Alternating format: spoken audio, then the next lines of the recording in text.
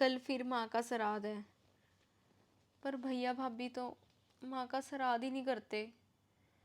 मैंने पिछली बार भी भैया भाभी को बोला था, लेकिन अरे नहीं नहीं अंजलि, हम नहीं करेंगे माँ का श्राद्ध। 1 महीने का तो राशन पंडितों को एक दिन में खिला दो, और उसके बाद पहुँचे ना पहुँचे क्या पता भाई। और वैसे भी तेरी भाभी और मम्मी की कौन सा बनती थी, एक दूसरे को बड़ा ये पकवान बना बना खिलाती थी।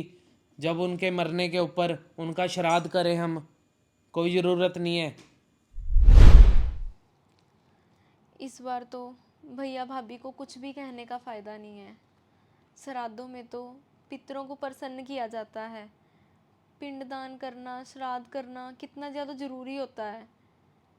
श्राद्धों में हमारे पूर्वज किसी न किसी रूप से धरती पे ज़रूर आते हैं और श्राद्ध को ग्रहण करते हैं, जिससे कि घर में सुख शांति आती है। पर भैया को ये सब बातें मैं कैसे समझाऊं? मेरा तो कोई और भाई भी नहीं है जो श्राद्ध कर ले। बेटी तो श्राद्ध कर नहीं सकती। श्राद्ध करना तो बहुत ज़रूरी होता है।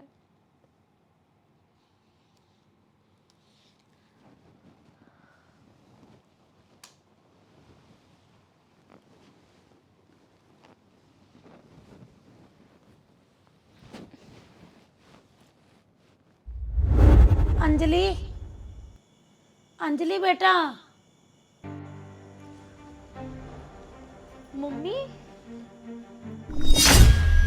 बेटा, मुझे ना बड़ी भूख लग रही है।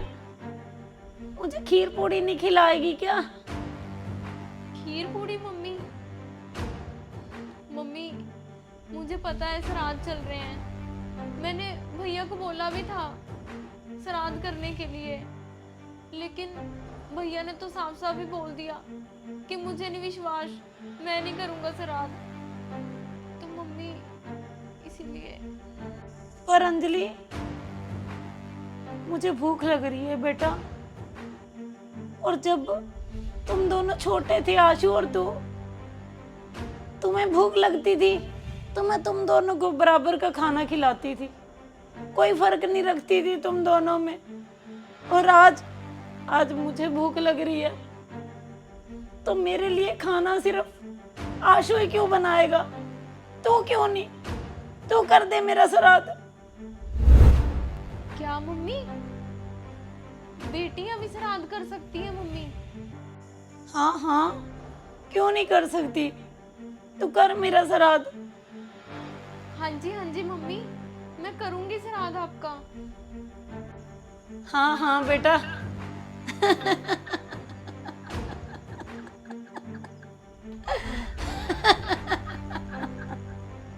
मम्मी,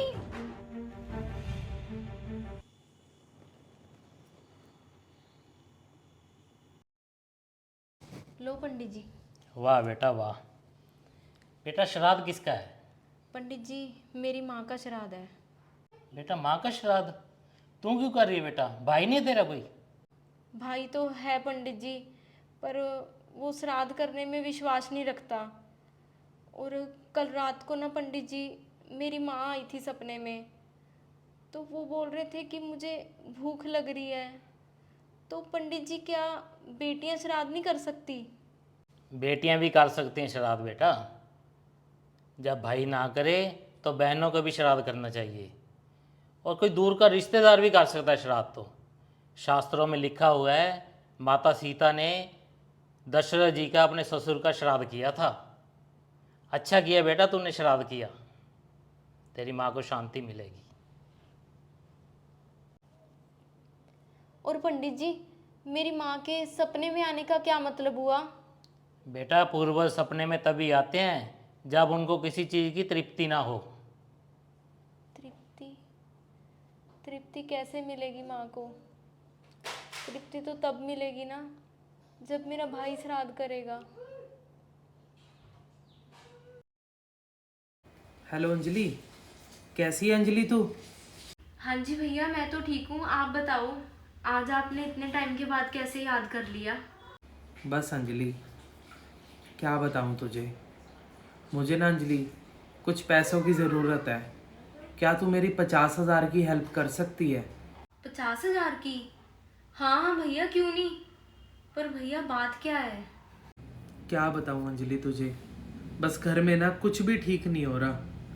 एक तो काम में इतने नुकसान हो रहे हैं और घर में ना बीमारी बीमारी तो ठीक ही नहीं होने का नाम ले रही है। हाँ हाँ भैया, पैसे मैं दे देती हूँ आपको। मैं अभी थोड़ी देर में पैसे लेके आ रही हूँ। चल ठीक है अंजलि।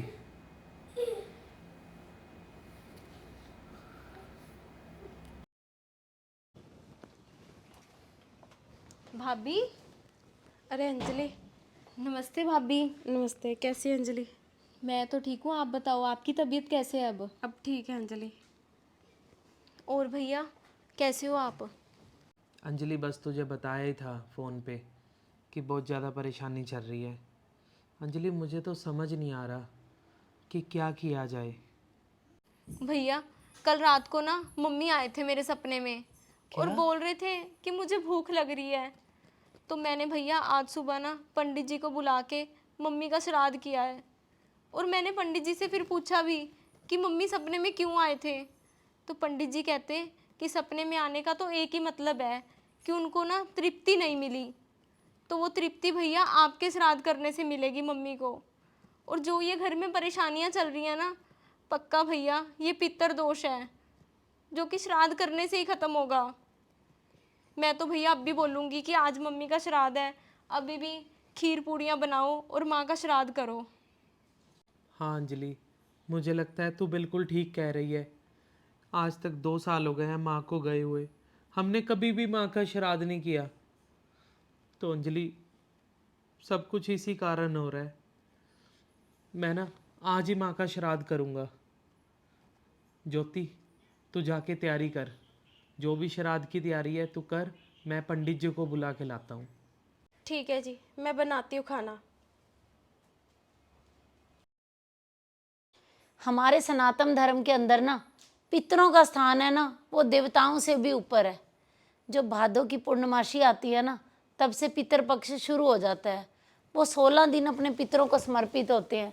तो उन 16 दिनों के अंदर ना तिथि के अनुसार अपने पितरों का श्राद्ध जरूर करना चाहिए, क्योंकि पितर पक्ष के अंदर जो हमारे पितर होते हैं ना, वो धरती पे आते हैं, तो उनको तृप्त करना बहुत ज़रूरी होता है। बहुत सारे लोग ना ये श्राद्ध करने को ना पाखंड बोल देते हैं कि जीते जी माँ बाप को खिला दो, बाद में क्या फ़ायदा, पता नहीं पहुँचेगा या नहीं पहुँचेगा। परंतु हमारे हिंदू धर्म में, सनातन धर्म में तो हम पितरों को मानते हैं और पितरों तक वो खाना पहुँचता भी ज़रूर है। मैं ये नहीं कहूँगी कि अपने जीते माँ बाप को मत पूछो, उनकी भी सेवा करो। और जो मृत हैं, हमारे पितर बन चुके हैं, उनके लिए भी श्राद्ध जरूर करो। तो हमारी ये छोटी सी स्टोरी आपको कैसी लगी? अच्छी लगी तो इसे शेयर ज़रूर कर देना। और जो नए लोग हमारी स्टोरी देख रहे हैं, ऐसी ही और स्टोरी देखने के लिए मनचंदा फैमिली व्लॉग और अंजलि मनचंदा, और पंजाबी में देखने के लिए मिस्टर एंड मिसिस मनचंदा को फॉलो कर लीजिए। बाय।